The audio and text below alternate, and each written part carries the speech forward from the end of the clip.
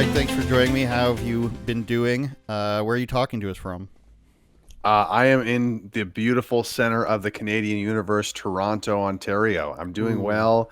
The summer is good. I just got back from out west recording interviews for a documentary on free speech, so I'm feeling good. right. I did see that on your X feed there. I am about 30 minutes east of you, so maybe we should have done this in person. I Maybe we looked can at do your that next time. YouTube. I looked at your YouTube, and you were at the Chris Sky campaign event. I was also at that event. Oh, Yeah, really? yeah, of course, of course. Got to see what Chris Sky is up to It when he's running for was politics. that was Yeah. retarded, if I recall correctly. That bus that had like a smoke machine in it or something. The guy got very angry at me. I don't remember quite why, but The bubble bus was so close to saving the West and saving Canada. It was so just that close. Uh yeah, that was a pretty fun campaign. mm-hmm. And people can say what they want about how silly as Chris Sky is. It's like now we have Olivia Chow. Mm-hmm. So, I you would have know, voted for Chris Guy if I was in Toronto, just yeah. because it was Olivia Chow, a woman who worked for John Tory, right, and Hmm. then the former police chief or something like that, or a police officer, and then the guy from the Toronto Sun. So it wasn't the greatest. And it Yeah. is as good as the guy from the Toronto Sun can be. It's still the Toronto Sun. I'm not the biggest fan of, for a lot of different reasons. But maybe the next time we can just all go there or you come here. The video of yours that I think has gone most viral, correct me if I'm wrong, is your version of the I Am Canadian ad, which I'll punch in a little bit of. And he'll accuse anyone of racism who dares to stand up for the people of this place. I don't watch the Canadian news.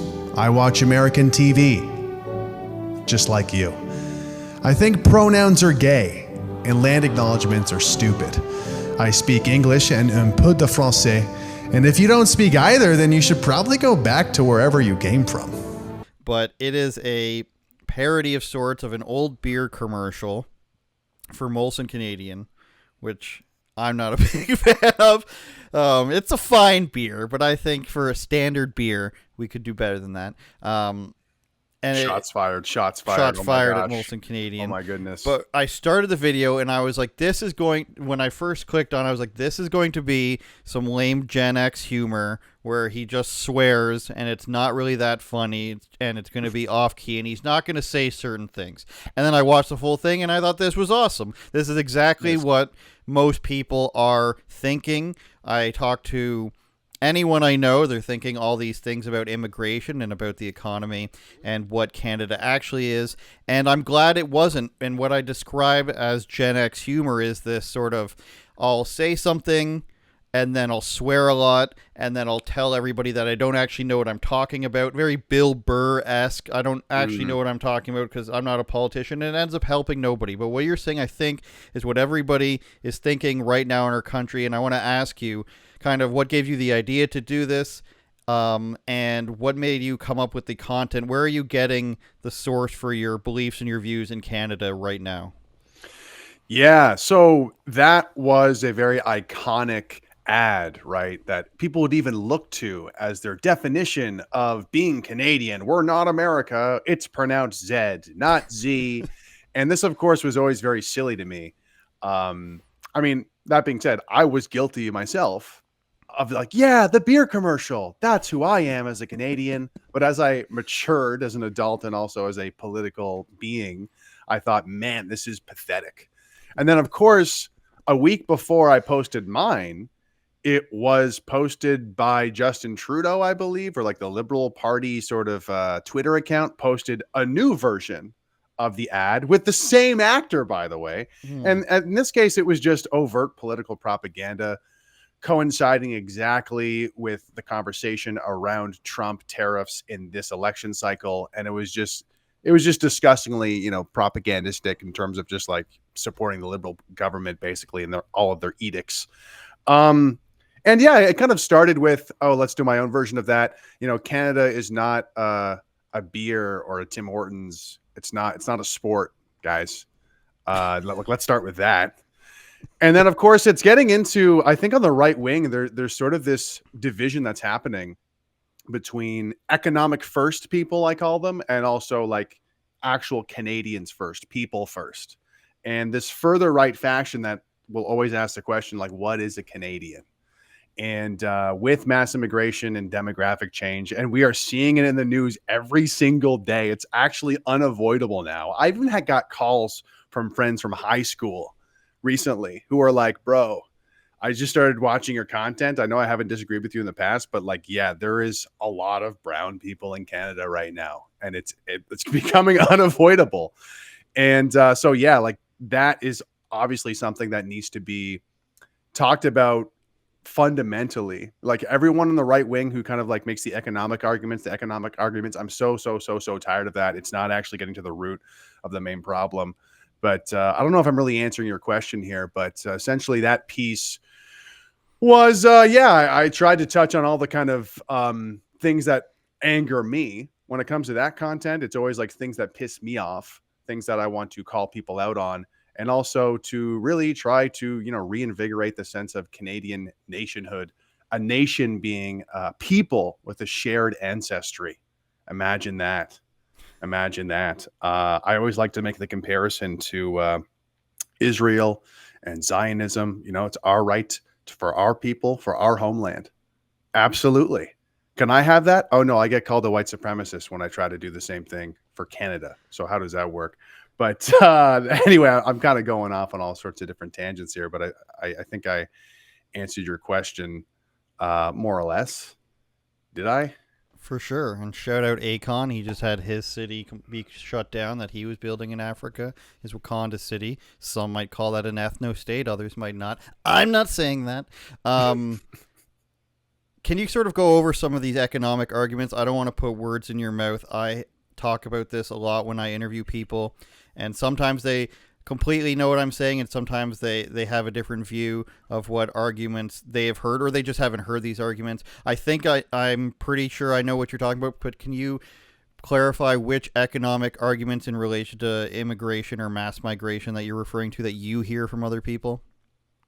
Well, it's not even economic. I wish there was more economic arguments in regards to mass immigration, but I don't think we're even there. I'm talking more about the sort of like Conservative Party of Canada, sort of mainstream boomer economic arguments.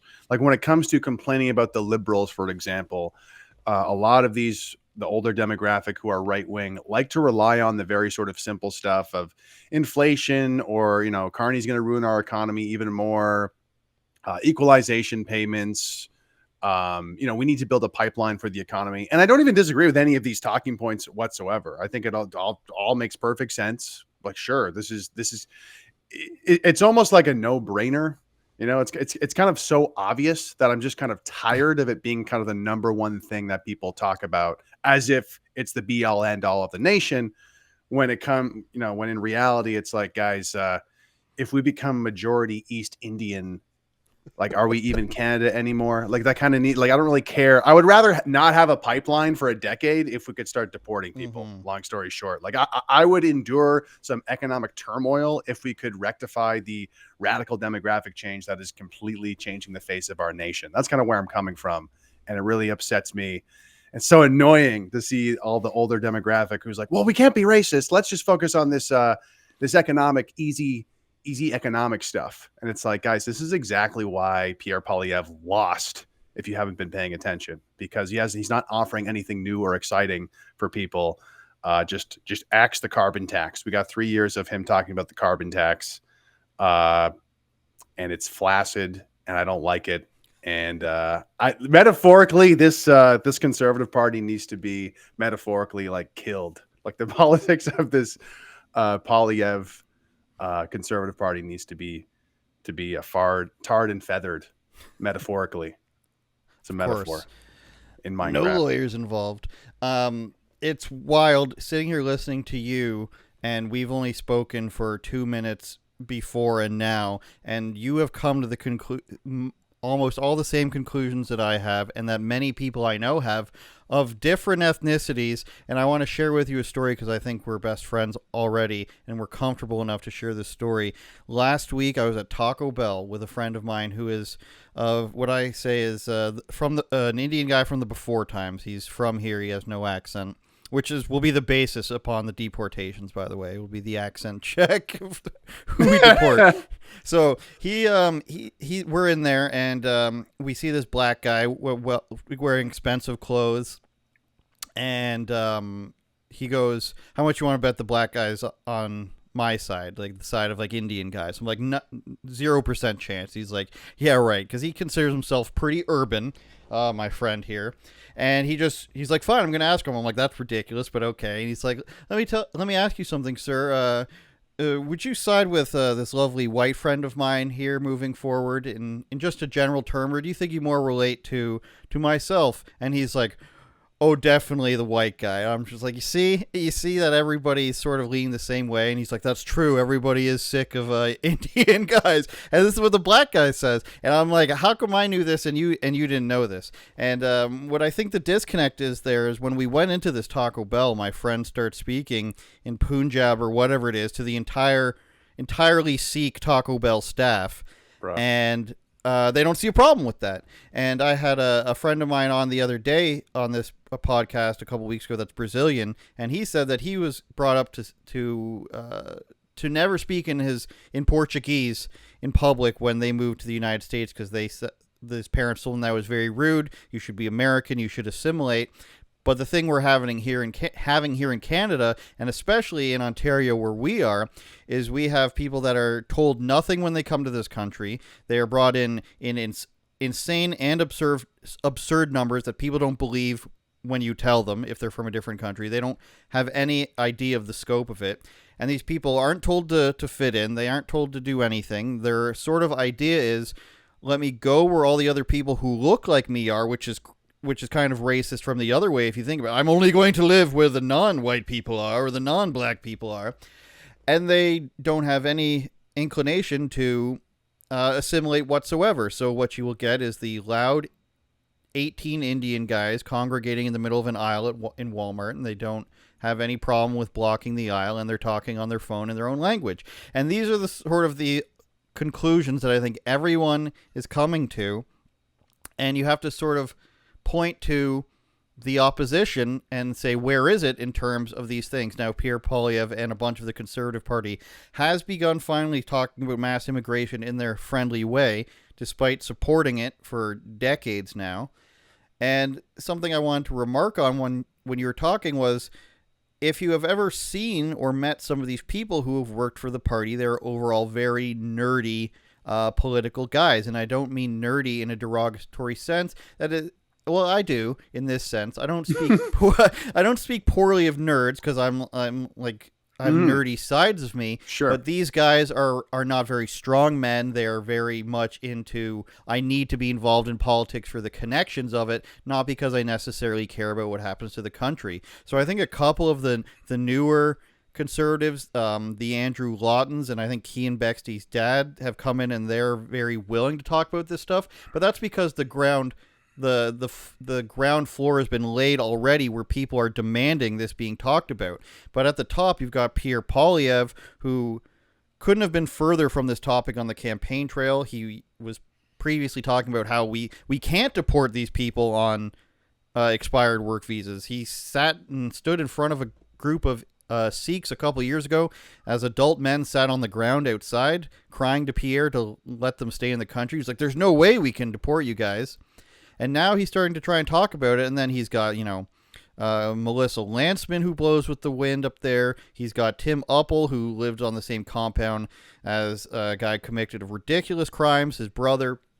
And Andrew Scheer, who is a failed candidate. So the leadership, like you said, needs to have this huge turnaround, this huge revolving door at this point, where I don't see them even coming close to where they need to be before it's too late. Because you're right about the carbon tax. Mark Carney just came in and said, yeah, the carbon tax is gone. And then they had nothing. And now Mark Carney, I think, is firing a whole bunch of government workers, which the Conservatives never would have done, I'm confident in saying. And it's like where any time they start to inch closer to saying something relevant, it's like Mark Carney is willing to do something that's even further right of what the Conservative Party does, and he sort of undercuts them. So I guess a question I can form out of that is, moving forward, what do you think needs to be the biggest policy pushes from the Conservative Party if they hope to save their constituency, or do you think that, like the People's Party or somebody like that needs to just get a huge push from the voting base? Remigration is what needs to be pushed. Mm-hmm. And for those who aren't familiar with this term, it's becoming very popular in Europe already. It's just the same way that there's been a robust immigration and refugee program and family reunification and temporary foreign workers and the international student. Like, there's a whole gamut of different policies that support immigration. Remigration is the opposite of that, which is a whole gamut of different policies to repatriate people back to their homeland, or to deport the people who are here illegally, or to even revoke permanent residency or even citizenship if it's maybe unearned, or if they're criminals or some other, the government, just as easily as they impose these mass immigration, multiculturalism policies, the same government apparatus can do the same powers to reverse all of this. It's not far-fetched. It's completely realistic. It's all about building the political will to do that. And how that's going to happen is applying as much pressure as possible to the Conservative Party of Canada, and to basically just have no sort of compromise on this issue. Yeah. And right now, what I said sounded really powerful and optimistic. We're so far away from actually popularizing these ideas. Like, if you talk to anyone who's part of the Conservative Party or is a big shill for the Conservative Party, a lot of what I said may sound like a different language, maybe, depending on where you're at. But we're slowly getting little tiny breadcrumbs from Poilievre and from people from the Conservative Party, but it's not good enough. There needs to be a huge sort of schism or wedge lodged into this Conservative Party for anything to change. And I think you said it best a few moments ago, which is like, it doesn't look like there's anyone even capable in the Conservative Party to lead and make these changes. And I would agree with that. And it's not to say to throw them out completely, but it's to, the people, whether it's PPC people, whether it's like disenfranchised, frustrated members of the Conservative Party, they need to take a stand of some kind, have some sort of clear ultimatum, clear line in the sand, turbans or cowboy hats. Like, which is it going to be for this country? Whose side are you on? Us or them? Are you on the side of heritage, like real Canadians, or the people who just got here? Because Tim Uppal, who is the executive, not deputy leader of the Conservative Party, who is a Sikh connected to the World Sikh Organization, an organization that prioritizes Sikhs. Notice how Sikhs are not Canadians. Notice how this definitely falls under the category of potentially foreign interference. And he's one of the top guys in the Conservative Party of Canada.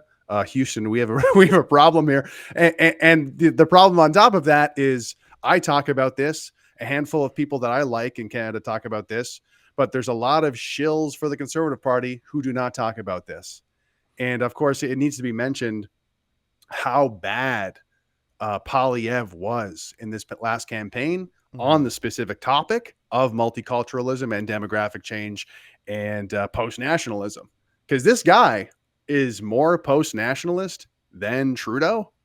He said anyone from anywhere can do anything. Doesn't matter if your name is Patel or Poilievre, Martin or Muhammad. What was the last one? Oh, ours. So many boomers have accused this clip of being AI. But Poilievre said this at his Canada First rally. He said, ours is a nationalism not based on bloodline, background, or birthplace.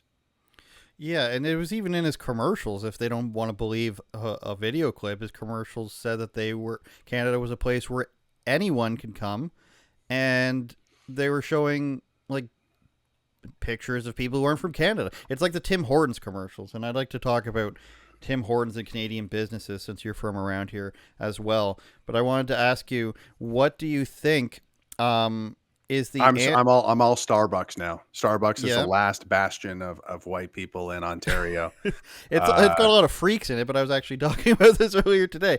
Lots of freaks, but not a lot of foreigners, and we can jump right into it then. Like, I don't go to Tim Hortons anymore because it's got this thing about it now where they never have what you ask for, and the person doesn't speak English. And a person will, if they jump in from like 2018 to 2025 and watch this podcast, I mean, those people sound so racist. What do you mean? True. Yep. But this is the reality. What can I ask for out of any business if not a person who can just speak the language of the country they're in? This is not a racist requirement. If it's a French guy who doesn't speak English, my cousin or something from Quebec, I'll be like, what the hell are you doing here? You can't even speak English.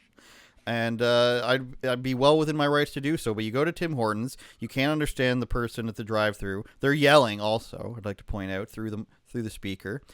And they don't, wedges, we don't have that. They just don't, anything that you have to make to order, they're not going to have it, which is an obvious excuse. So I don't go there anymore. And there's these tons of businesses that are just, you look it up online, and they're looking for temporary foreign workers, and it's a lot of the time personal support workers, fast food managers, and their starting salary is $35 an hour. And you wonder, how can that be?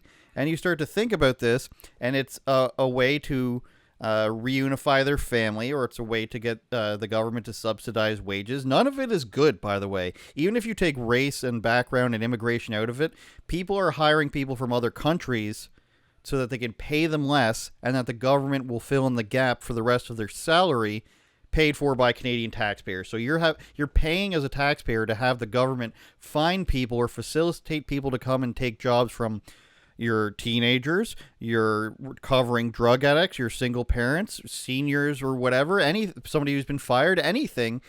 You're helping pay into this system that is effectively replacing a large swath of your population who's either starting out in their job career or looking to bounce back and get back on their feet or something. And I just have zero tolerance left for it, because where I live, it's majority foreigners. And it doesn't matter if you're white or black or native. I think the three people who have a right to be here, why can't I hear somebody speak English who's serving me? So I think that's gotten a little bit out of control, a lot out of control, and people don't really understand that. I don't know if you get a chance to talk to people from the U.S. A lot, but they do not understand. Somebody was telling me a story the other day about how when they went to Michigan, they stayed in a hotel, and the concierge people were Caribbean, and they had a heavy accent, and they were very confused and alarmed by this. That there's people with an accent, and it's like, you should come here and see what's alarming and the state of this.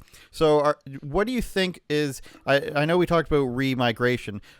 What do you think about the actual immigration numbers? Have you thought about an actual number for that? Would you like a moratorium? Do you want it 100,000? I think the Conservatives wanted to bring it back down to a menial 400,000. What's your take on that? So I can't really give out all the details just yet, but there's an organization that is going to be launching later this month, if all goes well. That's going to be all about remigration and going into specific policies. So if you know the PPC, they have specific policies on immigration. They have a moratorium on immigration, deporting people who are here illegally, and some other things that kind of get deeper into the weeds on a refugee program. I think they want to abolish temporary foreign workers as well. Mm-hmm. But so take what the PPC has and then like times that by like 10 or 20. And this is what this organization is going to be presenting in terms of specifics. And it goes much further than just a moratorium. I kind of alluded to it earlier. It's also a voluntary repatriation program where it's like, hey, you kind of got sold a bad bill of goods to be here. You're kind of here to be an under slave class. Mm-hmm. How about we, instead of continuing to pay into taxes for you to abuse our healthcare system and other programs, how about we just give you a little kickback here for a plane ticket so you can repatriate yourself back home to where your actual homeland is. 40% of the time, India. If I'm talking to the, the generic immigrant. 40 plus percent of the time it's going to be from India.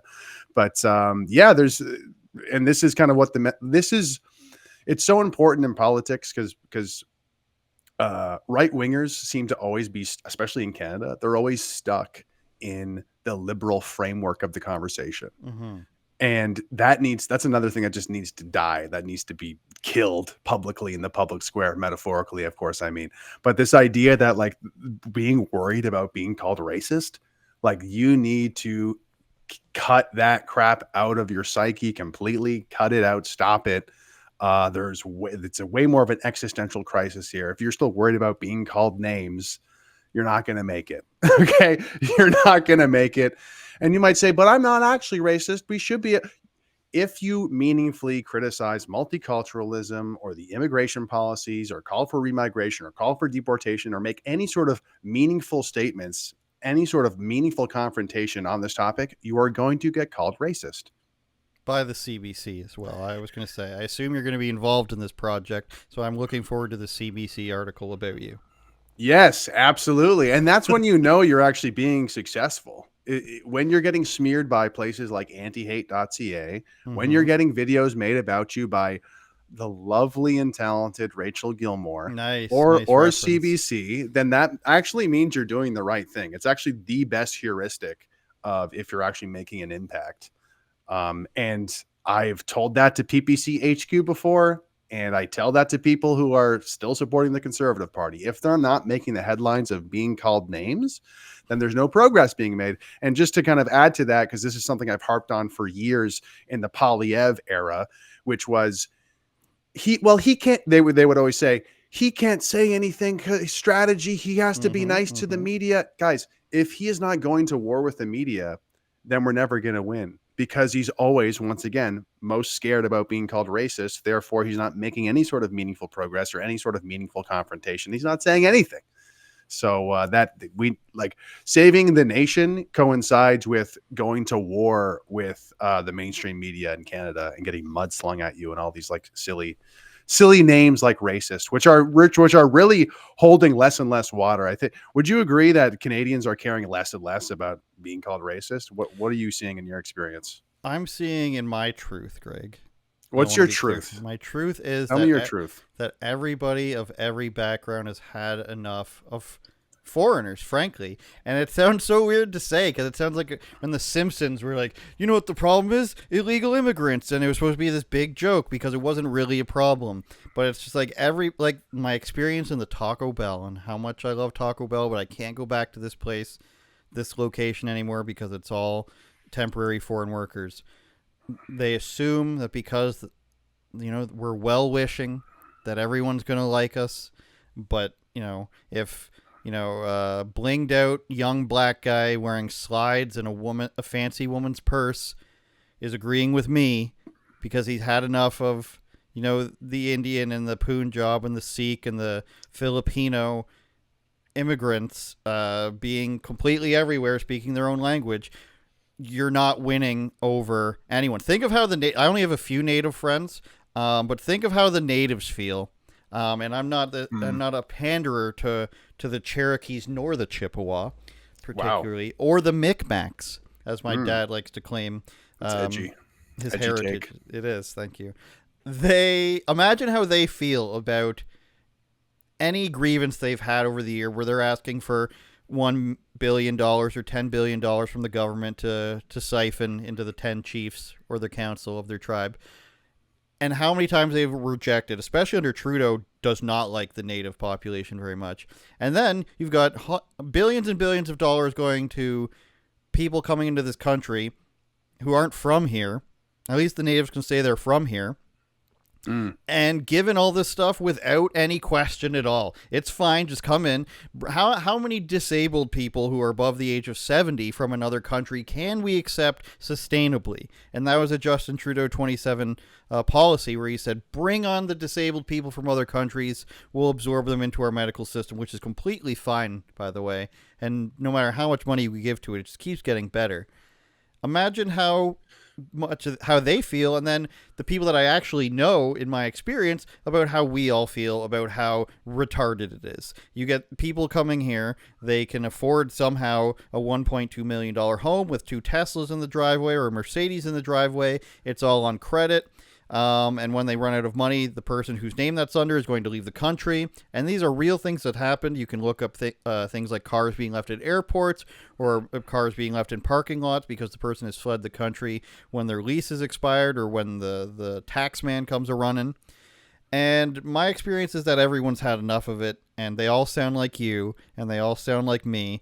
They sound like my Twitter feed from 2 years ago saying, why isn't Poilievre talking about this? And he's afraid of the media. I constantly said that the Conservative Party is governed by fear that they'll be called mean, which is what they did. Mm-hmm. And now everybody sounds like me. Even my friends from 6 months ago, they're about 6 months behind on the rhetoric, and then they become more extreme than I am, which is pretty extreme, dude. Yeah, no, absolutely. And another heuristic, another video that was going viral, I don't know, 6-9 months ago, looks like a liberal white young woman in Toronto who's like confessing on TikTok, me and my friends don't even go out anymore because we get creeped on by brown dudes. Multiple videos like this. And this is, I hate to say it this way, it's going to sound horrible, but this like is really white pilling. Like when I hear this, because people who are completely apolitical or maybe even more left leaning, even they are like, WTF, mate. Like what the heck is going on in Canada? And I want to go back to what you were saying about the healthcare industry, because there's so many things. There's so many negative impacts that mass immigration and multiculturalism is having across the board. Healthcare is just one, but there's a lot of numbers to dig into there. There's a lot of things to expose there, and a lot of economic negative impacts economically when we have to pay for the foreign hordes that are showing up here in the hospitals, obviously. Like my one friend who has a pretty good job. He used to work on Bay Street, and he's like, dude, I don't want to have to pay for like all these Pakistani families' healthcare every year, because he pays a lot in taxes, obviously. And the thing is, the Conservative Party of Canada, if you consider all of that, consider that it's not like they don't know this. It's not like they don't know the numbers. Poilievre omitted. He lied by omission a lot over the past 3 years, leading when he had Trudeau to crap on and all this kind of like air and room. 3 years of time before the next election, he spent it all talking about the carbon tax, and he never once connected the economic turmoil to immigration. He never once connected the housing crisis to immigration, or even the healthcare crisis to immigration. This is dishonesty. This is flagrant dishonesty. What are we supposed to expect? This guy with glasses who's like super smart when it comes to the economy couldn't connect the dots between the housing crisis and mass immigration? Are you kidding me? And it was only after people like me and other far right people, only after people like Maxime Bernier was able to garner some attention, or only after kind of like news item after news item kept popping up, clearly showing mass immigration being a problem. It's only after all of that did finally Poilievre and members of the Conservative Party make that connection. And I think that, just slightly changing the topic here, one of the biggest problems is this sort of, what's the word? It's like almost like a compliance with the Conservative Party. It's this sort of like, hey, well, they say they gave us a little breadcrumb. They're giving me lip service, and they're telling, hey, hold on. Help is coming. Just hold on a little bit longer, and then we'll do the right thing. Hold on. We'll be based soon. Soon we'll be based. Stop listening to this. Elected, man. Stop listening to this lip service. And the thing is, I'm sure it happens at a higher level. People with influence, people who are influencers, people who have more credibility, whatever, and they're connected. They're connected to the Conservative Party insiders. And that's not just lip service. They got a full-on blowjob of like, don't you worry. Just keep donating to us. We're going to be based really soon. Stop taking these cheap blowjobs selfishly for yourself and thinking that the problem is going to change. It's not. These people need to be publicly humiliated, condemned. abandoned. That is the only thing that they're going to respond to. Not this sort of like wait and see mentality that needs to die, metaphorically. I feel like you're my son. That's what I'm feeling. Even though we're probably around the same age. Don't let the grays fool you. I'm 17. I want to correct you on one thing there. It wasn't until after Pierre got his stylists who told him to remove the glasses. That's when he officially became cool. I'm not wearing any suits anymore. No more glasses. I'm going to take a little HGH for a couple months. Can we talk about that for a minute, though? The weird like lipstick on a pig that happened with Poilievre. I argued with my friend a lot about this. Well, what's the problem with it? What's wrong with him having a stylist? If I was in politics, I would get a stylist, and I'd be like, then you'd probably be gay too. and this is the thing that because you mentioned the nerds earlier, and this really is a crucial element of the situation, I think, because if there's anything I've learned about being in politics in the right wing, it's that the people who are in politics in the right wing are almost like the worst people to like get their feedback or advice on like what's best for a campaign, like respectfully, like, but there's just a lot of people, a lot of libertarian, a lot of nerds in there who it's like, you don't know what's cool and attractive to normal people. You're actually like too deep into the weeds to understand what's going to communicate with like the average Canadian. No offense, but I feel like these nerds in the Conservative Party are a perfect example of that, where they're like rubbing their nipples over like, oh, did you see Poilievre's 10-minute video on the housing market? The apple. The apple, sure. And it's like, guys, this doesn't appeal to regular people. And the same people are watching Mark Carney doing an ad with Mike Myers and be like, this is so stupid. It doesn't make any sense. And it's like, this is crushing with regular people. You have no idea how good that was because you're deep in the weeds and you just don't get it. You know what I mean? And it's like the way that they kind of dressed up Poilievre, and it's like, guys, this is really not reaching out of our echo chamber. I know that we're all really excited about it, but it is not reaching the average Canadian. And maybe the election was rigged. Yeah, maybe, or you don't realize how kind of apathetic and apolitical people are, and how lame Poilievre was for a lot of people. I don't think people know that the conservative, what's it called when somebody goes around asking for donations, booster type and NGO loving type is a very nerdy guy. He's very into Canadian politics, that knows Canadian politicians that you've never seen before. He would love to work as an assistant on like an Alberta MLA's campaign or something. He'd love to door knock. He could be he's probably the variety of types of guys, one being a small, creepy Jewish guy is one of them that I've known several of, right up to big milk-chugging Albertan guy who just loves politics. Those are the types of guys. They're not bringing across the cool factor at all. They're not convincing, women that they can lead them. They're not convincing, the bro vote that they are cool enough to lead them as well. And it makes you just miss Jagmeet, Jagmeet was the type of guy who will get out of his Ferrari, drop a few nickels in a homeless man's cup while taking quarters out of it at the same time, very slickly. And he's going to go and tell you that he loves trans people. Meanwhile, at home with his grandparents, he thinks it's disgusting. And he says we should eliminate. That's what he might say in a fictional universe, Your Honor, and we miss him for that. He would probably, he's like the Sikh political version of those fake pastors. I forget what the name of the guy is, but when the pastor thing was big during the lockdowns, and some of them were great, the Artur Pawlowski era, that era, and then there was just pastors popping up left, right, and center. There was one pastor who showed up to like a court hearing, literally in a Ferrari. I don't remember what his name was, but he had a ponytail. And I was like, how did this guy get this money? And why is he so concerned with publicity right now? So that's what we miss about Jagmeet. His blatant hypocrisy in your face of being a cool guy. That's what I miss about him. Yeah.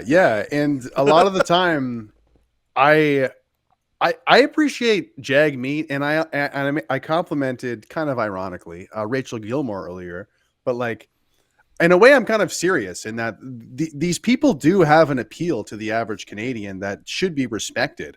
Even Trudeau, like so many right wingers, just like they get so fumed and angry about Trudeau or Carney, and it's like if you actually want to help or fix the situation or play the game, you need to respect the fact that they're actually really good at playing this game. And we need to realize, we need to figure out what our version of that is going to be, because far too often, like I said earlier, we're kind of stuck in their framework of things, where if you're doing politics effectively as a leader, as a rhetorician, what's the word, rhetorician, someone like pushing the rhetoric, someone like writing the messaging, your rhetoric, your messaging should be infuriating to your political opponents. And Trudeau always does that, where it's like, these people are hateful bigots. If you stand with them, you want to kill grandma. And like, it's such a lie that it's like, how do I even, counteract this? When our version of that should be like, if you support SOGI education, transgenderism in schools, then you are enabling pedophiles and the preying upon children. Like that's what the framework should be from our perspective, where it's like, how do you're going to be, you're supporting the pedophilia if you support this education. That should be the framework that's established. And then of course the CBC will say that's so inappropriate, that's so homophobic. Good. Let people talk about that. Let that be the headline. Then the conversation is starting. And now inevitably two things are going to happen. People are going to realize that CBC is fake news more often because they have to have this confrontation. And then more people are going to start reading it and be like, oh yeah, I actually agree with the right-wing people. Maybe they're not so crazy.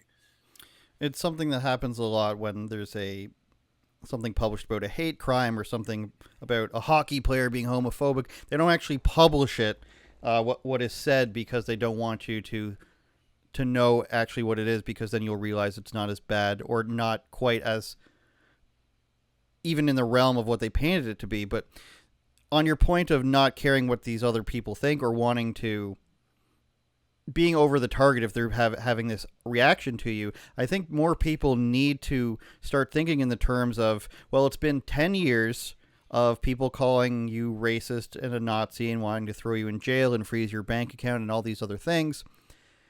And I think there's enough evidence that is piled up on, we can call it one side, but enough evidence piled up against one side, not proving another side right necessarily, but enough evidence piled up against CBC and PBS and the Democrats and the Liberal Party and the NDP and the Squad that you can say that they're wrong. And it's not a bad thing to say that somebody else is wrong and that you think you're right, because that side, which has the vapidness in their ideas, the reason that they do not debate them or show up for debates 95% of the time is because they will lose, and they bank on the idea that they won't have to defend these ideas. So if you want to go out and make this connection between education or immigration and everything, and people say, hey, that's wrong and that's mean and that's homophobic of you, then you can say, I think I'm right. Why don't we talk about this? But inevitably, most of the time, that will not happen. They will not talk about it because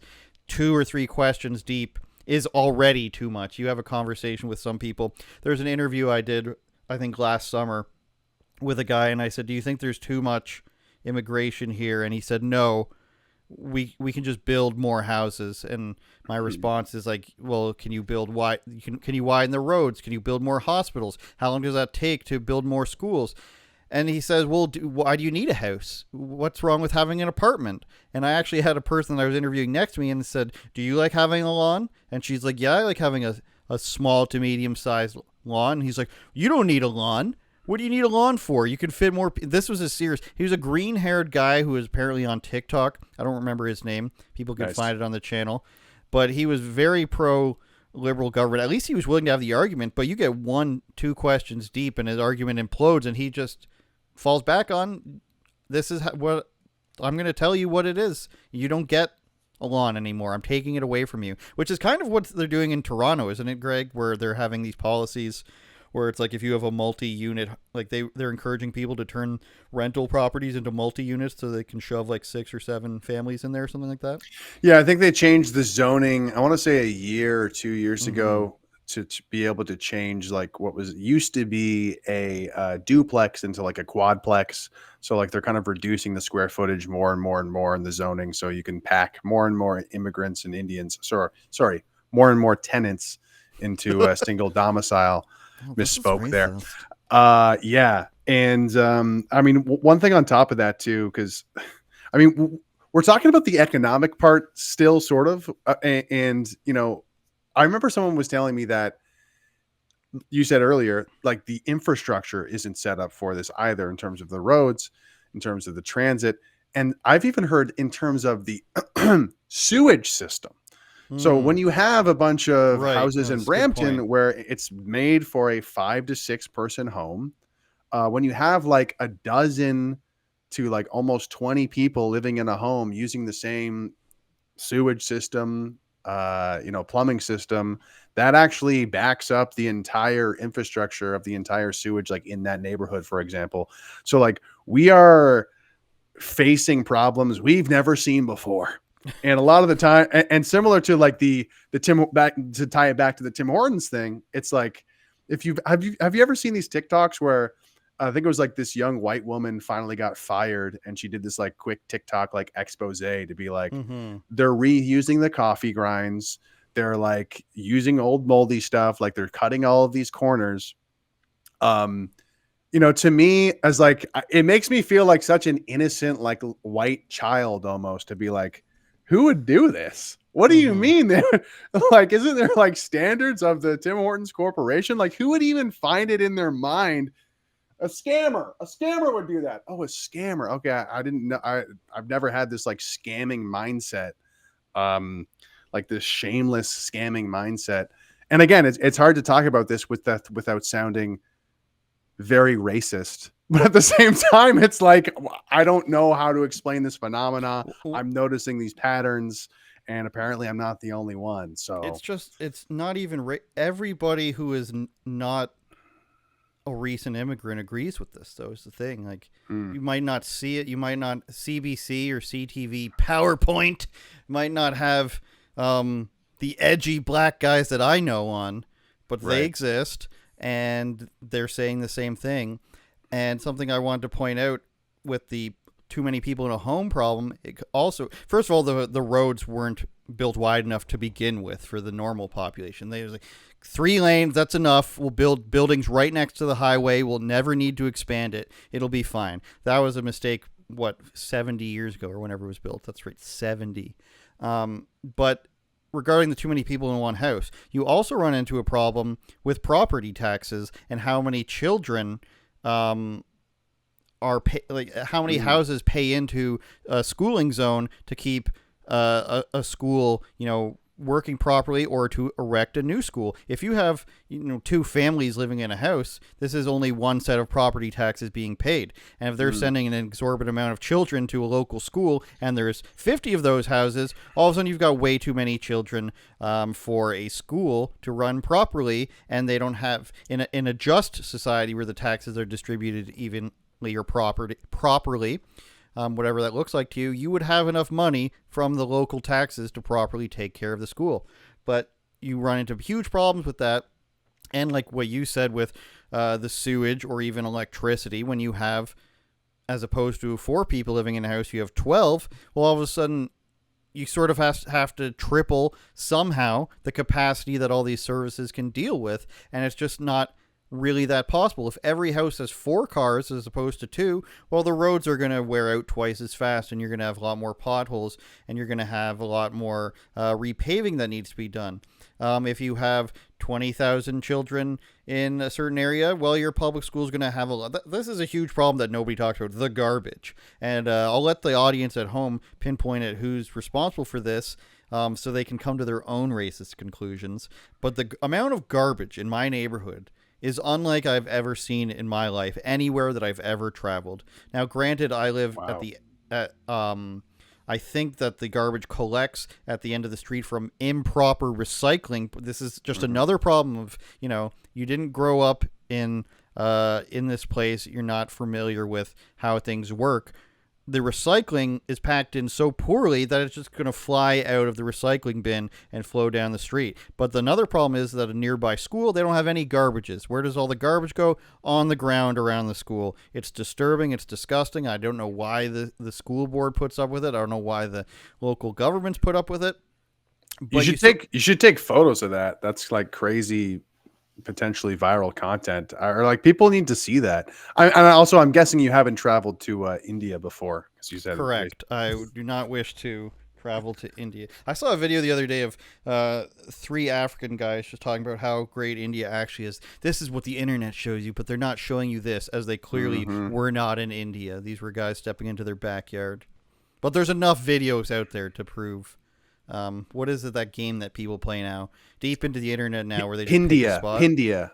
Yeah. You drop a pin in India and you try not to find like garbage or like a dead body or like human feces. You can do that. Sorry, you can do that with Chicago with murder. You can type in Chicago and then a date and then murdered or killed or shot, and you will find a murder or a shooting for every day of the year. That's wild. That's wild. And it's funny, like in America, it's like, San Francisco, like we thought we were going to get flying cars in the future. No, we got an app that tells us where people took doo-doo poopies on the street. Mm-hmm. But yeah, go ahead. I was going to talk about how, more and more people are noticing what's going on and speaking out about it. And that's why I'm anticipating that Carney is really going to try to cut people's tongues out in the fall, or going to try to push, whether it's Bill C-63, some speech law, because, if more and more people start speaking up, that's going to inspire more people to speak up. And that's going to kind of create a tidal wave exponential effect where, the establishment is going to have a big problem on their hands. So I think they're really going to try to prevent that, try to like make an example of people, but like, free speech is not allowed here. That's kind of what I'm trying to be proactive about with the documentary that I'm working on. But yeah. Yeah, you can tell us more about that if you'd like. Is there any other people involved in that? Where were you filming this at? Yeah, so I am keeping a lot of the information under wraps because of the nature of who we're talking about in the film, and also just the they're gonna try to throw dirt on my name, dirt on the project. We're working with an award-winning filmmaker, documentarian, and he's kind of putting his neck out there to be part of this project. And I'm maybe go to the donate link in the top right corner. That's to the Give Send Go. But yeah, the working title is called The Hate Network. There is going to be a trailer, if all goes well, dropping later this month. And it is about how Canadian institutions target, smear, and censor Canadian citizens who dare to question the ruling ideology. So essentially everything from trucker convoy people who spoke out against COVID, they got attacked. People who speak out against transgenderism in school, they get attacked. People who are particularly effective at just challenging the government or political parties in general, they get attacked. And it's to really kind of paint this picture for normies, because this documentary is not just going to be a YouTube documentary. We are working with, like I said, an award-winning documentarian who has worked in the liberal arts for years. And he is now sort of like, he got red-pilled during COVID. And he's like, yeah, I'm ready to help tell the story that Canada is not as free as you think it is.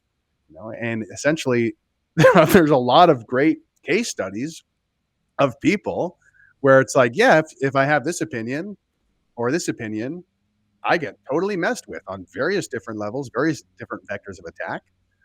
Sometimes it's the police charging you with charges that don't make any sense. Maybe it's because of your political opinion that you got charged this way. And of course, there's the media that factors into this as well. I will disclose a few people that I have that are going to be in the documentary because they're kind of comfortable putting their names out there because they're the man. Archer Pawlowski, who is a pastor who's been feeding the homeless for over 26 years in Calgary. He's been arrested for that. Did you know this? Over the time? He's Polish. They should arrest him. Yeah, hey now, I'm part Polish, but they they've been going after this guy for a long time for feeding the homeless. And also, he was speaking out during COVID. He gave a sermon, just with his words, with his mouth. He gave a sermon encouraging protesters at the Quds blockade, and he got charged with, destroying infrastructure, as if his sermon was the same thing as like a terrorist act of like destroying a bridge with a bomb or something like this. That's just one example, but also spoke to people like Jim McMurtry, who is a school teacher who essentially right at the beginning of this whole unmarked graves hoax was like, yeah, I'm kind of an expert on Indigenous history in Canada, specifically to residential schools. And I can tell you that a lot of these kids died of typhus. So this whole idea that they got murdered by Christians is absurd. He's just kind of mentioned that casually in a classroom, and he got walked out of his classroom later that day and hasn't been back to work since. But the thing is like, if he were to give any sort of political take on something else, students wouldn't care. But it's because this was the ideology that came from the top down. It came from the government bodies. It came from the government institutions, got passed through CBC and different political mouthpieces. And because he disagreed with that, lost his job.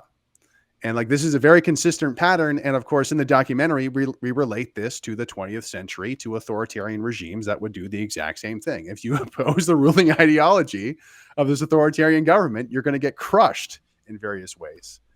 And I'm excited to share this story with the world. And most importantly, reach out of our echo chamber. It's a really great marriage between myself, who, I'm in the weeds in the right wing, I'll admit it. But this documentarian I'm working with, he's been working in the liberal arts. He knows the sensibilities. He knows how to kind of like really kind of take someone's hand who might be watching the CBC and kind of introduce them to this information in the right order. Like, for example, we wrote the script. We've had the script for almost like a year and a half done now, but he took the script and he shuffled it around. And we were like, oh, yeah, that's clever. That's clever, because it really can appeal to an average CBC watching Canadian. So I'm really excited for this to get off the ground. If you want to help out, then go to givesendgo.com/savefreespeech, givesendgo.com/savefreespeech. We have almost all the interviews collected. There's just a few more we need to get. The scenes are being built out and constructed already, and we're going to need to maximize our marketing budget. That is absolutely for sure. givesendgo.com/savefreespeech. Yeah. Greg Wycliffe supports typhus very strongly, supports euthanizing Native people, featuring Chris Sky. And David Suzuki is going to screw in the light bulb. Remember those old David Suzuki commercials where he screws in a light bulb and then all of a sudden the factory behind him shuts off, as if those are in any way connected? Now, I look forward to that. I have a guess. It's not a different guy named Andrew, is it, that's doing this? No. Okay, because I know a guy who does documentaries and stuff who's also named Andrew, who works in the liberal arts, and he says his entire class is Somalian kids that he teaches, which is interesting in Toronto. Some of the stories that this guy has told me are like really funny in terms of it being like, yeah, I have a black lesbian friend, I have an Indigenous friend, and essentially I show them some footage and they send me an email back of their feedback. Now they're an associate editor, and now I get their like, their minority card or their like minority points, and now I get a huge grant just because I got some black person on the roster for the film. And but apparently it's like, this isn't like a meme. Like, this is a real thing. This is real. That you do to finesse the sort of, I don't know, the film industry, or sort of the media industry that gets funded by through government agencies. You need those minority points. Canada loves ethnic-based productions and businesses. If you've ever been to the Pickering Town Center, there is a black store, and I don't say that sarcastically. They call it just a black-owned business. Shop here because of our race. There's nothing weird about that. What's the name? What's the name? Is it called Black Store? That'd be pretty cool. It's called like Black Business Owners or something. I can look it up. They've got to be black. Only Black Panther being sold well, yeah, and there was the Black Entrepreneurship Program, right? Right. That Trudeau did 3 or 4 years ago, where it's like, yeah, if you're African Canadian, then we are going to give you government grant money. This is diversity. It's the inverse of meritocracy, or it's, if There you're it black, is. we'll give you money for your business. Canada Black-Owned Marketplace. That's what it's called. The Pickering Beautiful, Mall. beautiful. As a black Afrocentric, man, artisanal, all unapologetically local. Canada Black-Owned Marketplace. Discover skincare, fashion, art, and wellness. It has everything. awesome. As a black man myself, I'll probably check that out. The articles that come up when searching this are hilarious. TripAdvisors, all you need to know before you go. This collection of black-owned restaurants, shops, and cultures. Afrobiz.ca, Toronto and Peel and Durham's black-owned business directory. Black-owned business Ajax directory. It's just all good things. Good, wholesome things. Because when you were growing up, we were always told, you know what, Andrew? And little Jebediah, your brother, Jebediah and Ezekiel and Stuart. Those are fake names. Nothing matters more than purchasing things based on the ethnicity of the owner of the store. Forget about the quality of the items. As long as it's made on the ground with their feet. That's what I say to my Indian friend anytime he mentions food. I say, did you prepare with your feet? And he says, yes. Bruh. That's nasty. Sounds like you have a healthy relationship with your Indian friend, though, and that's kind of what we need. We need ironically, there's so many benefits to just being like openly racist towards one another. It breaks the tension. There's truth in it. We're able to recognize our differences instead of pretending that we live in this weird, weird corporate art. The weird corporate art that they present with all these people with the massive forearms, and they're like, they're purple and they're green and they're all getting along. And they all have hijabs. This multicultural utopia. Yeah, that doesn't actually exist. It's not a utopia. It's actually quite ugly. And what we need is, Greg, we need more obese women in hijabs. Stay with me here.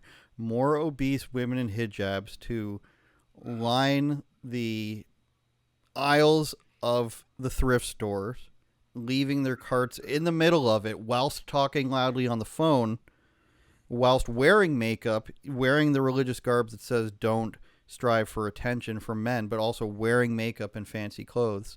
We need more of them to use these thrift stores as babysitters. And then while they're busy there, we go out and we take their jobs, which inevitably is nothing. That's yeah. My plan is. I think you're onto something there. Yeah, no, I am. As hopeless as things seem, I am. I'm quite white pilled. I'm quite inspired for the future because I think that as we've been saying, more and more people are noticing, and it is becoming more and more existential. And as long as they don't successfully, start to normalize imprisoning people for speech, I think there's going to be positive things in the future. Yeah, there's going to be harsh backlash the longer people try to, if and when they try to silence people on this. I'll ask you this before I let you go. What were you doing before talking about this stuff? Were you have the aura of a comedian? Were you a stand-up comedian? Were you a nude model? Were you a Taco Bell employee? Were you a Rhodes Scholar at the University of Toronto? What were you doing? Yeah, a little bit of each, actually. Interesting. Wow. Yeah. It's funny you mentioned the nude model thing. It's like, did this guy do his research? Oh my gosh. No, my background was in radio broadcasting. I knew it. The voice, Greg. Yeah.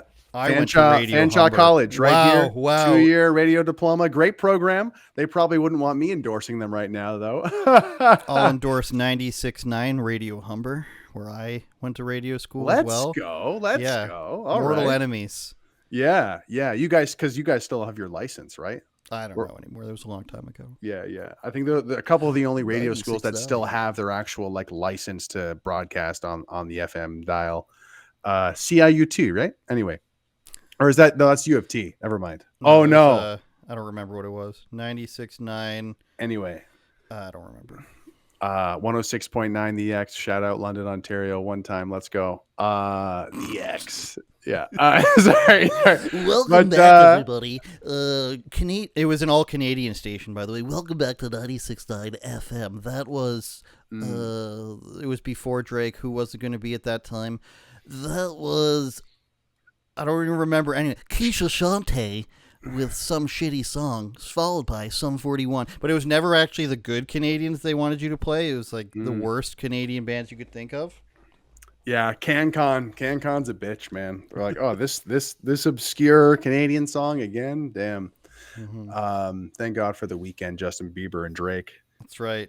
Cardinal Official had some good tracks too. Cardinal was great. You know, we can't go without him. But you asked me a question. Oh, what was I doing before this? Yeah, so I was actually doing radio sales, selling radio airtime in Toronto, Canada.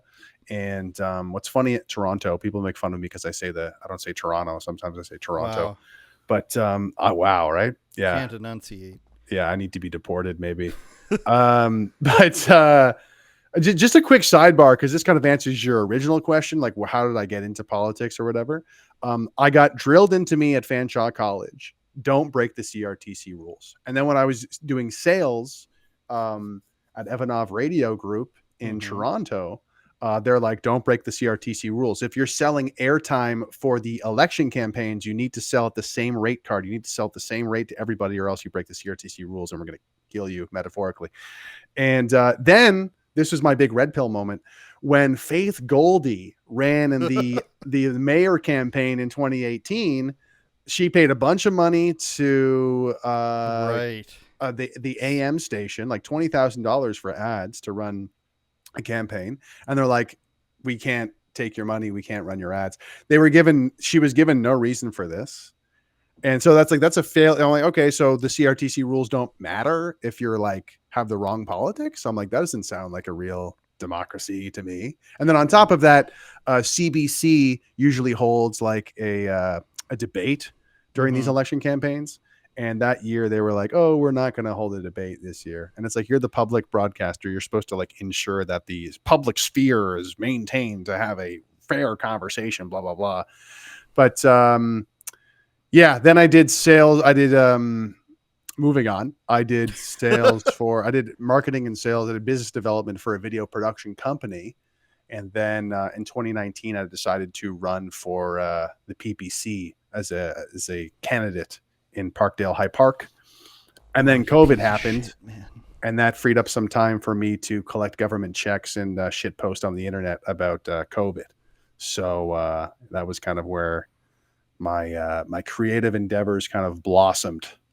He's a white supremacist, and we used to like our white supremacist Evanov radio salesman, but not anymore. We can't have it. Faith Goldie, whatever that racist podcast was she was on where she Hitler saluted them. Great girl. Yeah. She's okay. She's okay on both sides. Good on both sides. It's oh man, what a time it was. The 2017s were just everything was popping off, and then it all came crashing down on YouTube. That's where it all started, the YouTube suffocation of people. You know what also radicalized me? Redditors, moderators, Reddit Canada moderators.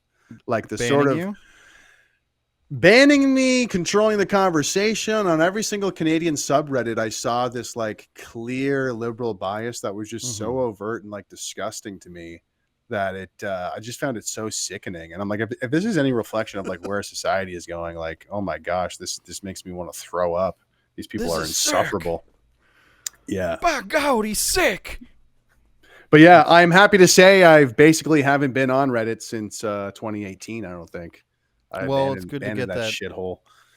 It's good to get that out of your veins. It's good to confess. A neurotoxin, I believe. I've been banned from countless Reddits, but I do break the rules of self-promotion. But I don't care, Greg. I'm going to post my video. Scroll past it if you don't want to watch it, all right? It's not my problem that you can't scroll past it. No rules. That's what I say. Come on, Reddit. Come on, Reddit. All right. Yes, we've both come to an emotional end here. I think we've all expended our energies. We've all gotten a few things off of our chests. We've all boycotted Tim Hortons and moved to the transgenders of Starbucks for our $8 drinks. I go to McDonald's for my coffee. Shout out McDonald's. Okay. Yeah, fair. It's cheaper, but there are some times where I can't understand the person, but I plan on emailing them, depending on the location. Emailing them. They have an email specific to the store on the receipt, and I will be the only one to complain. Oh yes, I'm not afraid. You know what? People on eBay, Greg. What do you think? I'm above this? I feel like you think you can just put 30 cents off of your price in the counter offer? What kind of game is this? We can't have you can't barter back and forth. I say $12, you say 20, and then when I say 14, you're going to go 19.75. What kind of kind of Korean street market do you think this is? I'm the buyer. I own the cards here, okay? You don't want to sell me the 1993 video game. You just say so if you don't want to do it. But 25 cents off is an insult. There's virtue in being a Karen. There is virtue in, because some people say, oh, they're just a Karen. Are they a Karen, or do they have standards and self-respect, and they're not going to be disrespected by a corporation or someone who is being unfair? Okay. And sometimes you got to ask for the manager. Sometimes you got to get up in that complaints box. Sometimes you got to send an email. Excuse me. This is unacceptable. Get up in that ass, Larry. Yeah. That being said, though, I do feel like the email thing, I almost want to relate that to the Conservative Party of like, man, this Conservative Party sucks. Maybe I'll just send an email. I complain in real life too. Good.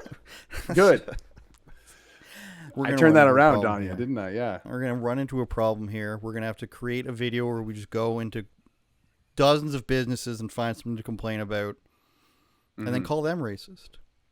It is kind of racist. Have you seen the video of the black guy trying to get a job at Tim Hortons? And one person said they're hiring, and then the next guy said they're actually not. And That's he crazy. called them racist.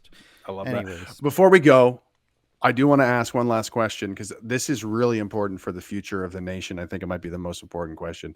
What is the best new nickname for Tim Hortons? Do you have a favorite? Are you working with one? Is it Tajma Hortons? Oh. Are you more Sing Hortons? What is your flavor here? Do you have one? I don't have one, just because I haven't gone to one. Like, I've been boycotting them for probably a year now, so I'm off the game. And when people send me too many videos... Come on, Andrew. We need this. We need a nickname. We need a evocative... Pamela Hortons. Okay. Yeah, Tim Mahal is pretty good. Tim Mahal's... I don't know. It's just like as bad as it is, we just start...